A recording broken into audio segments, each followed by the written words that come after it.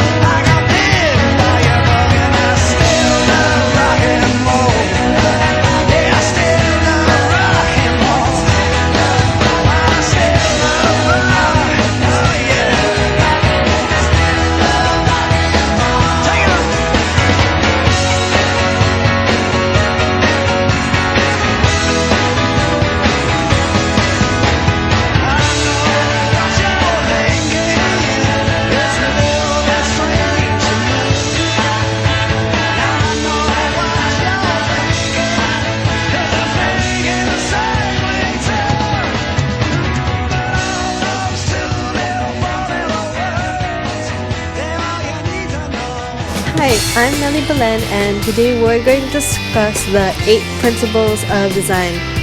First, we're going to start with unity. Unity is when all the elements come together in a harmonious way, that they all complement one another.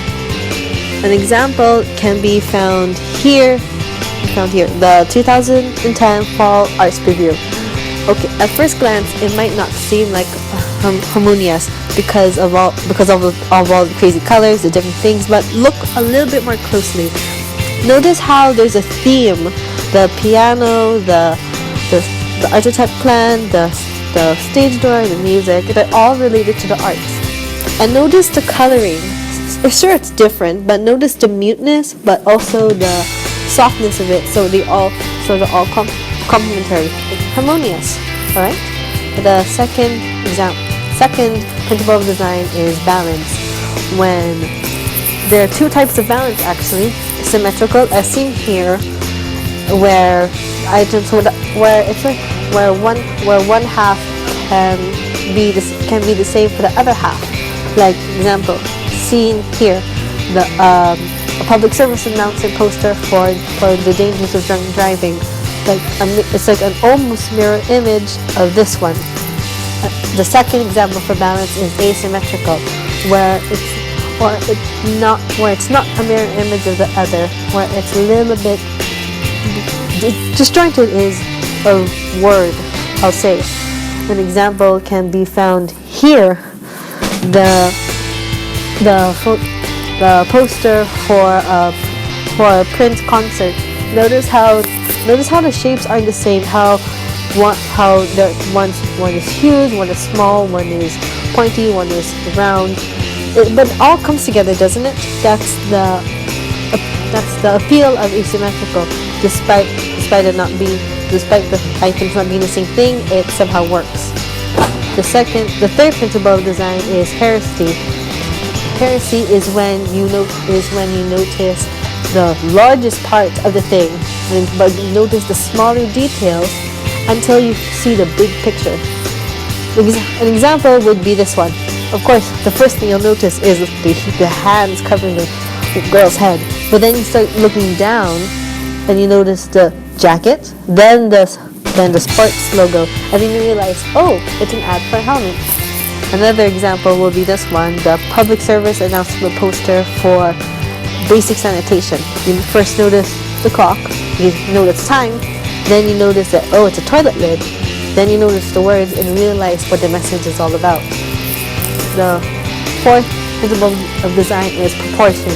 Proportion is when the placement of the items in the design are arranged in such a way in order to give certain items emphasis and notice. Like here for the poster for Harry Potter and the Sorcerer's Stone movie.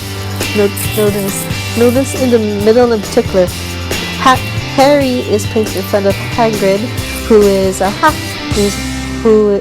is of course bigger than Harry because he's a half giant. So Harry is placed in front of Hagrid to give emphasis on Hagrid's height and the size and his luminous. The fifth principle of design is contrast. Contrast is a big favorite for designers because it's so easy to do in so many ways, but one of the favorite ways for it is done is through color. Like example, see here, Great British food, and notice the words here are colored. Eat it. You first notice these words, of course, because they're different, they pop out. Then you notice the whole picture. Eat Great British food. Another example can be found here. That you first notice the dark black colors here, but then you notice the fading color, the fading letter T there. The sixth principle of design is perspective. Perspective is when two-dimensional items are arranged in such a way that it's trying to mimic how it looked in 3D. Like see the example here in the photo of the wall. Notice how the artist tries to make it look like as 3D as possible with the way it's positioned and how it's colored. There's also the logo for movie and how it's positioned to look like as though it's literally trying to zoom out of the picture. The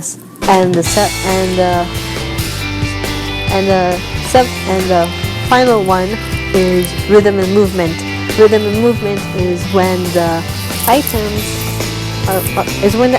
are arranged in angles, shapes, sizes to make it look like, to make it more dynamic, to make it look like as though it's moving in real life. Like here, a very funny one, since it's also the same with my opinion in a way. Typography makes me vomit. Notice here, of course, is literally the man throwing up words, but also notice how some words are big, how some words are small, how some words are tilted or straight. That's a good way of rhythm and movement being used. It looks like as though the man is actually vomiting out letters from himself. And there's another one here. This is actually a favorite of mine. Notice here, the artist wanted it to be a little bit strange, as if it's actually coming to life. So instead of putting it in the middle or the usual corners like most sculptures would do, what they did was that they made it to the side. They made the posts lean and actually overlap one another as if it was coming alive. It was trying to move away. And those are the principles of design. I'm Melly, Belen, and thank you for listening.